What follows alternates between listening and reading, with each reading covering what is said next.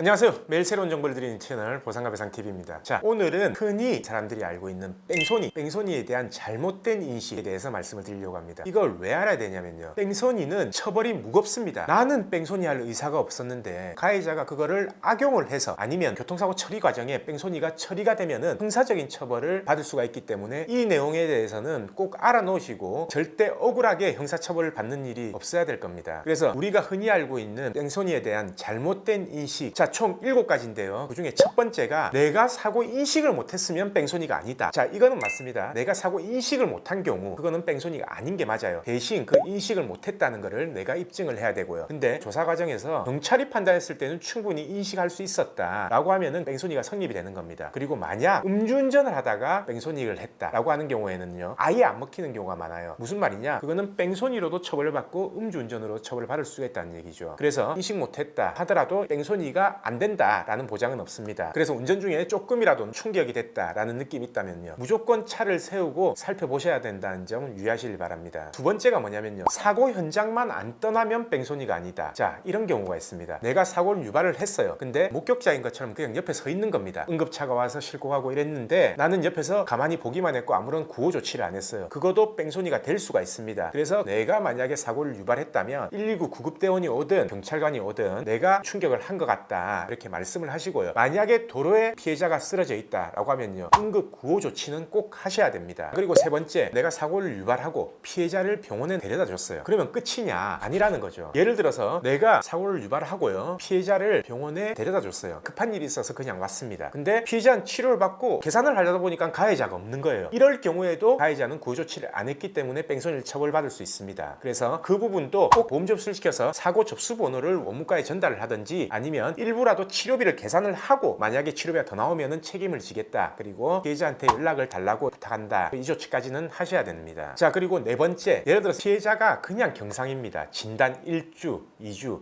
이런 경우에 진단서만 제출하면은 무조건 뺑소니로 이렇게 처벌이 되냐? 자, 예전에는 그랬었어요. 근데 대법원에서도 판결이 바뀌고 있는 추세입니다. 뭐냐면 무작정 사고가 났다고 해서 뺑소니가 되는 게 아니라 1주 정도의 경미한 치료 경과만 지켜봤을 때 충분히 회복될 수 있다라고 하는 거는 상해로 인정이 안 돼서 뺑소니 성립이 안 될 수도 있습니다. 그래서 이거를 악용하려는 사람, 그 사람들한테는 이 진단 주수가 과연 몇 주가 나올까, 그 부분에 대해서도 충분히 고려를 해봐야 되고요. 그리고 다섯 번째, 그냥 별로 안 다친 것 같이 이렇게 운전자가 판단을 하는 거예요. 그래서 별로 안 다쳤네요, 그냥 제가 명함만 드리고 갈게요 라고 했을 때 이게 뺑소니 성립이 안 되냐? 아닙니다. 그것도 뺑소니 성립이 될 수가 있어요. 보기에는 별로 안 다쳤다 하더라도요, 피해자가 나중에 병원 갔을 때 어떻게 진단이 나올지 그거는 아무도 모르는 거거든요. 그렇기 때문에 운전자가 일반적으로 안 다친 것 같다 라고 해서 뺑소니 성립이 안 된다라는 건 아니라는 거죠. 자, 그리고 여섯 번째, 이거 중요합니다. 어린이 보호구역에서 사고, 이거는 되게 엄격하게 처벌을 받습니다. 어린이 보호구역 사고는 두말할 나위 없고요, 그냥 일반 도로에서 갑자기 어린이가 공놀이 하다가 튀어나왔다, 가방이나 팔꿈치 등에 사이드미러 부딪혔다, 아니면 비접촉 사고 있습니다. 예를 들어서 어린이가 자전거를 타고 왔는데 차를 보고 갑자기 선 거예요. 그러면서 넘어졌어요. 이런 어린이한테 이렇게 의사 전달을 하고 간 겁니다. 이럴 경우 뺑소니 성립이 안 될까요? 당연히 됩니다. 자, 제대로 된 의사를 판단할 수 없는 나이, 즉 어린이죠. 어린이한테 이렇게 준다고 하더라도요, 예를 들어서 전화번호를 까먹을 수도 있고 부모한테 전달을 안 할 수도 있어요. 그럴 경우에는